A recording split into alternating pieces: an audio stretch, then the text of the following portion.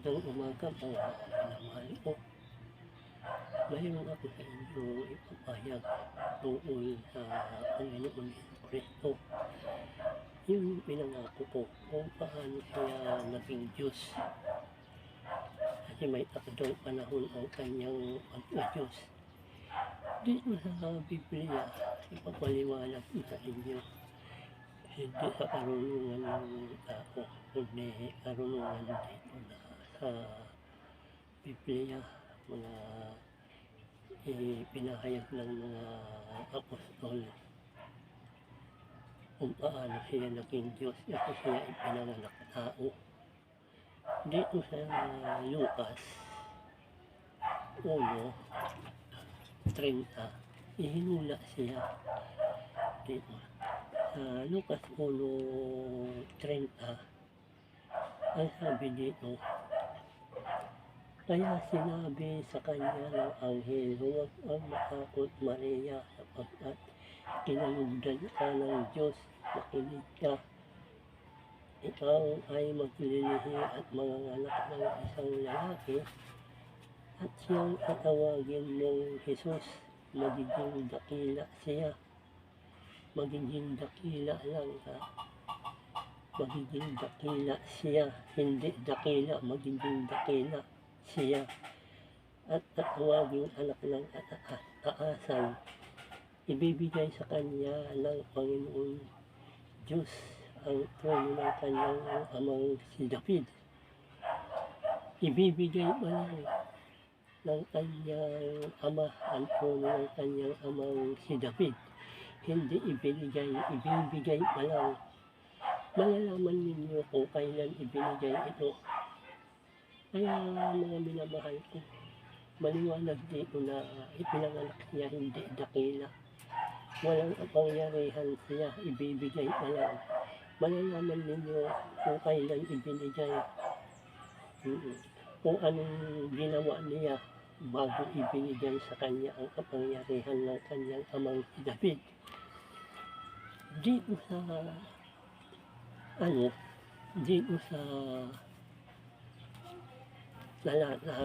isusunod ko, may mababasa tayo dito sa Hebreo 5:7. Anong ginawa niya? Ito, sa Hebreo 7:5, tingnan natin kung anong sinabi.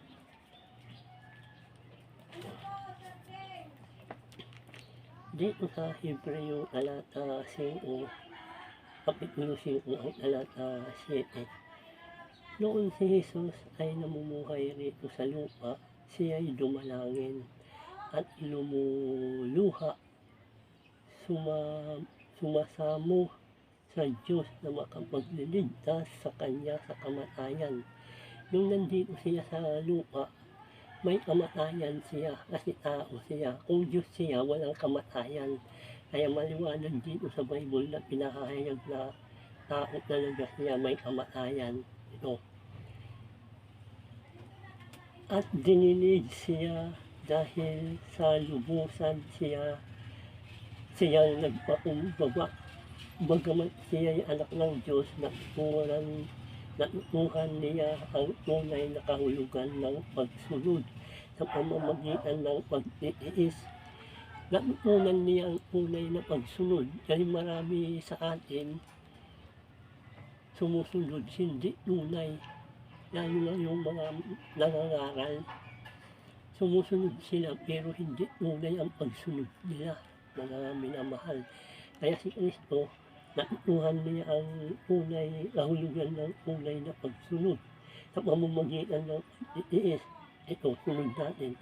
At nang maganap na iniya ito, siya'y naging walang hanggang tagapagligtas ng lahat ng sumusunod sa kanya. Tagapagligtas siya ng lahat na sumusunod sa kanya. Ngunit yung hindi sumusunod, hindi maliligtas. Kaya maliwanag dito, tagapagligtas siya ng sumusunod sa kanya. Marami dito mga nangangaral na hindi sumusunod at tulad ng mga pinag-uutos, unang utos sa mga tao ni Kristo nung mabuhay siya muli, ang bautismo. Oo, marami hindi sumusunod doon. Ayan, ituloy natin sa 10.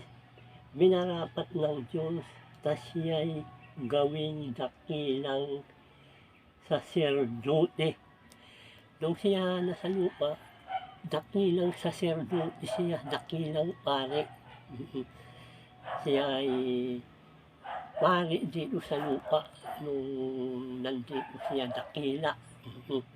Kaya nga naghahandog siya ng mga kasalanan ng mga tao at naghahandog din siya para sa kasalanan niya. Mababasa dito sa Hebreo 5, ito, 5:3. At dahil sa kanyang kahinaan, kinakailangan siya maghandog ng hain hindi lamang para sa kasalanan ng mga tao, kundi para sa mga kasalanan din niya. Nung dakila saserdote siya dito sa lupa, naghahandog siya ng mga kasalanan ng tao at ng kasalanan din niya. Napakaliwanag, may kasalanan siya. Kaya hindi ninyo pwede tutulan ang nakasulat sa Bible. Pag tinutulan ninyo, mga antikristo nga kayo, kaaway kayo ni Kristo. Kaya mga minamahal, paano siya naging Diyos? Dito sa Pilipos, mayroon pa siyang ginawa sa Pilipos 2:6, ito. Sa Pilipos 2:6, may mababasa pa rin tayo dito. Pilipos 2:6, ito. Kahit siya ay Diyos, hindi siya nagpumilit na manatiling kapantay ng Diyos. Sa halip ay kusa niyang binitiwan ang karapatan ito at namuhay na isang alipin. Ipinanganak siya tulad ng isang karaniwan tao. Nung siya ay pinababa ng Ama, hindi siya nagpumilit na maging kapantay siya ng kanyang Ama ng Diyos. Kusa niya hinubad. Sa ibang salin ng Bible, sinubad dito, iniwan sa ibang salin ng Bible. Mga minamahal ko, maliwanag dito. Ituloy natin. Siya'y nagpakumbaba at naging masunurin hanggang sa kamatayan. Oo, hanggang sa kamatayan sa krus.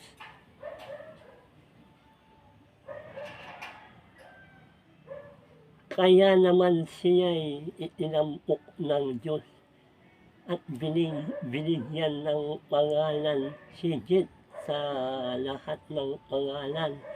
Ano pa? Ang lahat ng nilalang nasa langit, nasa lupa, o nasa ilalim ng lupa ay nalikluhod at sumamba sa Kanya. Kaya nga, ang anumang bagay dito na mga pinagbabawal noon, katulad ng mga hayop, ibon, hindi na tayo doon magkakasala, mas sumamba na tayo. Nalikluhod nga sa Kanya kasi pinawalang visa yan mababasa sa mga talata Ito. At sumamba sa Kanya at ipapahayag sa lahat na si Jesucristo ang Panginoon sa ikararangal ng Diyos Ama. Yan. Nung siya ay dito na sa lupa, marami siyang ginawa upang maging Diyos lang siya. Ano pa? Ito pa, may ginawa pa siya. Ito dito sa Juan 17:4.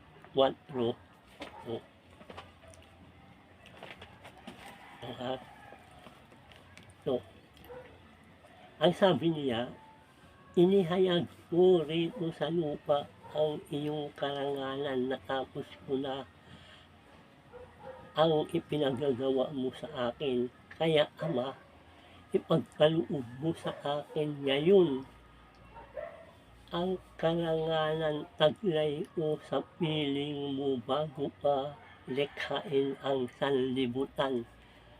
Nung natapos na niya ang kanyang gawain, yung ipinagagawa ng Ama, hiningi ulit niya ang kanyang kapangyarihan nung bago palikhain ang sanlibutan, nung magkasama pa sila.